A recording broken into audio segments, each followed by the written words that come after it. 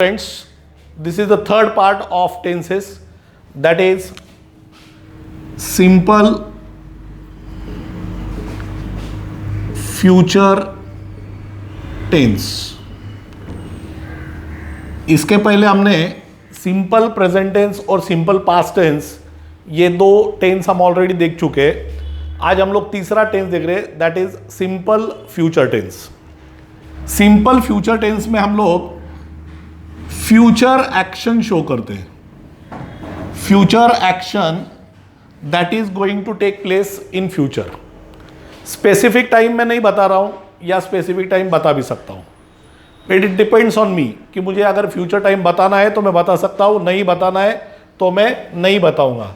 लेकिन अगर मैं फ्यूचर टेंस में अगर मुझे कोई एक्शन बतानी है तो फ्यूचर टेंस में मैं जो फ्यूचर में मैं करने वाला हूं, जो भविष्य में मैं करने वाला हूं, उसको मैं एक्सप्लेन कर सकता हूं. अब इसका स्ट्रक्चर हम लोग पहले देखेंगे कि सिंपल फ्यूचर टेंस का स्ट्रक्चर कैसे होता है. तो इसके स्ट्रक्चर में सबसे पहले हमेशा की तरह सब्जेक्ट फॉलोड बाय विल और शैल. देखो यहां पे मैं स्पेसिफिकली बता रहा हूं कि सब्जेक्ट के बाद में क्या आएगा, या तो विल आएगा या फिर शाल आएगा. या तो विल आएगा या फिर शाल आएगा. उसके बाद में basic form of the verb आ जाएगा, basic form of the verb. और लास्ट में हम लोग जो हमेशा यूज करते हैं वो आ जाएगा ऑब्जेक्ट. मतलब सबसे पहले क्या आया, सब्जेक्ट. उसके बाद में या तो विल या फिर शाल. उसके बाद में वर्ब का बेसिक फॉर्म और उसके बाद में ऑब्जेक्ट. फ्रेंड्स यहां पे एक बहुत बड़ा कंफ्यूजन लोगों ने क्रिएट करके रखा है. अकॉर्डिंग टू इंग्लिश ग्रामर ऐसा कोई थंब रूल नहीं है, लेकिन लोगों ने कंफ्यूजन क्रिएट करके रखा है कि हमको विल कब यूज करना है और हमको शाल कब यूज करना है. अब विल और शाल जो है इसके बारे में अगर आपको डिटेल में जाना है तो आपको मॉडल ऑक्सिलरीज देखना पड़ेगा. मैंने इसके पहले मॉडल ऑक्सिलरी का एक स्लाइड शो मेरे चैनल पे पोस्ट किया है, आप उसको भी देख सकते हो. तो वो जो माइन्यूट डिफरेंस है बिटवीन विल एंड शाल वो आपको वहां पे देखने को मिल सकता है. लेकिन as per as simple future tense is concern हमको मॉडल ऑक्सिलरीज के बारे में ज्यादा सोचने की जरूरत नहीं है. हम लोग क्या करेंगे, सिंपली विल कब यूज होगा और शाल कब यूज होगा इसके यूसेज जो है वो हम लोग देखने वाले हैं. फ्रेंड्स जब किसी सेंटेंस का सब्जेक्ट आई या फिर वी होता है, जब किसी सेंटेंस का सब्जेक्ट कौन होता है, या तो आई या फिर वी. मैं इसको दूसरे ग्रामेटिकल लैंग्वेज में बोल सकता हूं कि जब किसी सेंटेंस का सब्जेक्ट फर्स्ट पर्सन होगा. First person, second person, third person, ये आपने पहले सुने. मैंने खुद मेरे डू और डज के वीडियो में भी आपको ये एक्सप्लेन किया है. तो जब किसी सेंटेंस का सब्जेक्ट या तो आई होता है या फिर वी होता है तो हम लोग शाल यूज करते हैं. बाकी all second person, all third person, इसके लिए हम हमेशा विल का यूज करते हैं. आई विल रिपीट, जब किसी सेंटेंस का सब्जेक्ट आई या वी होगा तो हम लोग शाल यूज करेंगे. जब किसी सेंटेंस का सब्जेक्ट सेकंड पर्सन या थर्ड पर्सन, सेकंड पर्सन में कौन आता है, यू, सिंगुलर में भी और प्लूरल में भी. और थर्ड पर्सन में कौन आ जाता है, ही, शी, इट और दे. ये चार लोग आते हैं. मतलब ही, शी, इट जो मैंने अभी बोला ये सिंगुलर में आ गए और जो दे है वो प्लूरल में आ गया. तो इस तरह से ये कन्वर्जन होता है. तो जब हमारा सब्जेक्ट सेकंड और थर्ड पर्सन होगा तो सेकंड और थर्ड पर्सन के टाइम पे हमको कंपल्सरीली यहां पे क्या यूज करना पड़ेगा, हमको विल यूज करना पड़ेगा.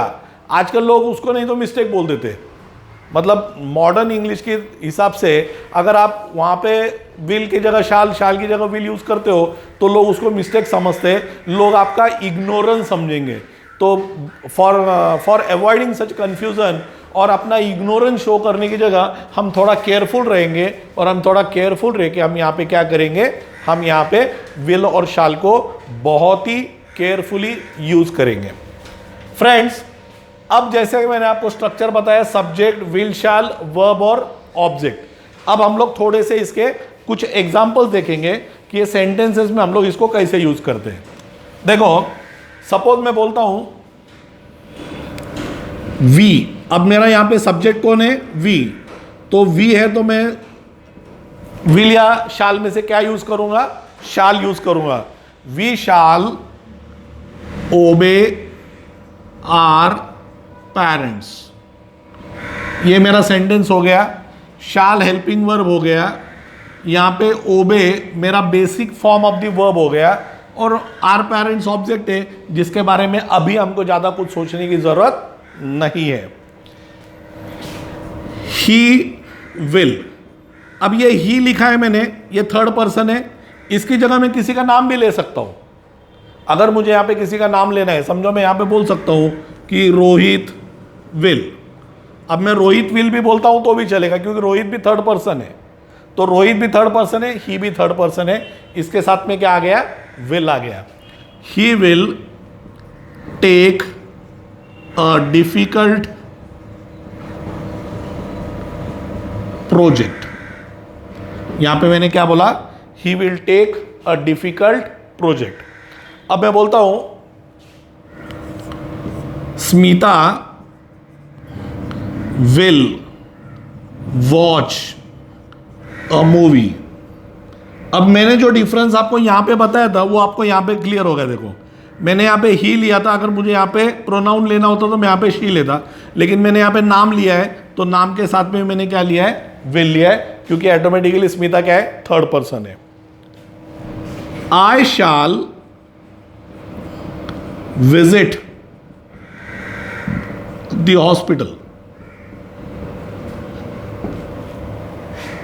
आई शैल विजिट, यहां पे हमको ध्यान देने लायक चीजें सिर्फ कौन सी है? शैल और विजिट। ये दो चीजों के पास हमको ध्यान देना पड़ेगा। ये हेल्पिंग वर्ब मैंने क्या लिया है और वर्ब का फर्स्ट फॉर्म लिया है। देखो, education board will declare the result. अब विल और मैंने यहां पे क्या लिया? डिक्लेयर। विल और क्या लिया मैंने यहां पे? डिक्लेयर लिया। अब नेक्स्ट हमको यहां पे देखना होगा, ये देखने की चीज ये है कि अगर मुझे इसको निगेटिव सेंटेंसेस बनाने हैं तो मैं कैसे बनाऊंगा। Now we are going to see about negative sentences. देखो, सिंपली विल है मेरे पास तो मैं उसको नॉट ऐड कर सकता हूं। मतलब अगर मुझे ये सेंटेंस लिखना है तो मैं लिख सकता हूं we shall not obey our parents. Simply, इसमें कोई कॉम्प्लिकेशन नहीं है, कुछ नहीं है। सिंपली मैंने वहां पे क्या किया? नॉट यूज किया। यहां पे अगर शाल के साथ लगाना है तो भी मैं शैल नॉट बोलूंगा, विल नॉट, शैल नॉट। लेकिन अगर मुझे इनके शॉर्ट फॉर्म्स बनाने हैं, शॉर्टकट का जमाना है, तो वोंट और शांट ऐसे दो आ जाएंगे। वोंट और शांट ऐसे दो इसके शॉर्ट फॉर्म आ जाएंगे, और ये दो शॉर्ट फॉर्म हम लोग यूज कर सकते हैं।